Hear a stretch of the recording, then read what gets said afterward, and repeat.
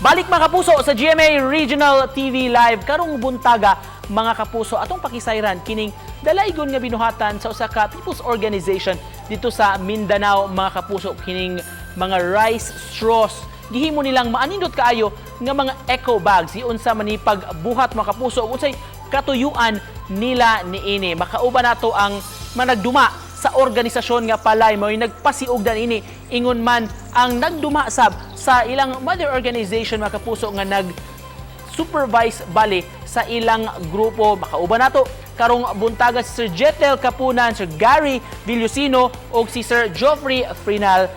Good morning. Thank you so much for joining us this morning, Sir Jetel, Sir Gary o si Sir Geoffrey. Welcome sa GMA Regional TV Live. Kumusta man morong buntaga, Sir?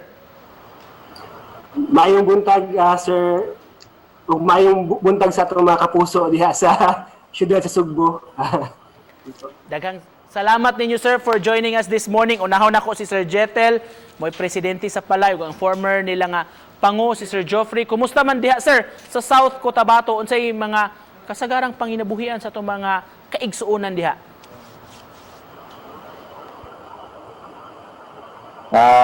Sa karon, siyempre, panguma, na among ang among lugar manggod irrigated, so ang kasagaran pangabuhian sa tao dire panguma ra gyud. Sir Geoff, mahimo ba nga masulti nimo kanamo unsa ning inyong organisasyon ug unsay katuyuan tinguha ni ining inyong grupo? Isa sa ka farmer group nga ang katuyuan amo ang pag-preserve sa kinaiyahan paagi sa isa ka malapayong pagpangumaon tawag nato nga organic farming. Kining pagka-ideya ninyo, sir, sa paggamit ninyo itong mga rice straws o dayami, pwede din mamahimo ug maanindot kayo mga paper bags. Sir Jetel, kinsa may unang nakapunahuna ini? Karon kay naa may naka-acquire nga gamay gud nga gamit para sa pag-imo og papel, so giumpisa na po, gisugura na po na mo katong niaging tuig ra. Katong prior sa lockdown. Na ito nga, gihimo na mga activity sa among mga women farmer para naika pangitaan og pinangabuhian. Briefly, Sir Jetel, unsa may proseso nato sa pagbuhat niya itong mga eco bags? Paghimo ana, dugay-dugay po siya na proseso kay lutoon ug 4 ka oras nya pag-aman og 4 ka oras, hugasan pud na siya. Ya paghuman og hugas, saka siya ibutang sa tub nya siya ganini murag sa laon gud sa among muldihan. Ya tapos i-process siya, i-plane siya, manual, then after na maporma na siya,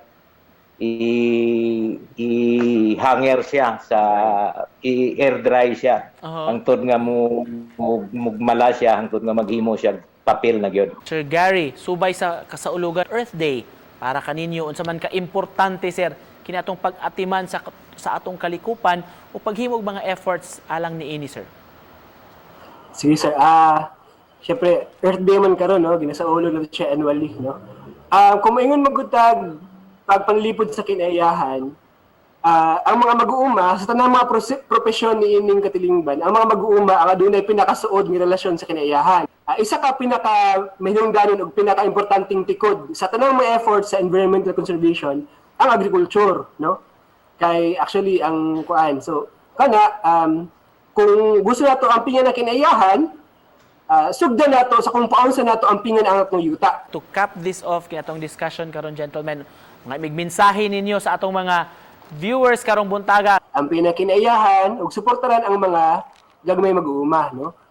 Pinaagi sa pagsuporta sa mga produkto, pinaagi sa palit sa mga produkto sa mga organic nga mga gagmay mag-uuma, gina-incentivize nato ato mga farmers nga mo shift sa organic agriculture. Daghan kayong salamat sa pagpaambit kanamo karon sa inyong advokasya dito sa South Cotabato sa Davao City, mga kapuso, mga nagduma sa grupo nga Palay og Masipag Mindanao. Thank you, mga sirs.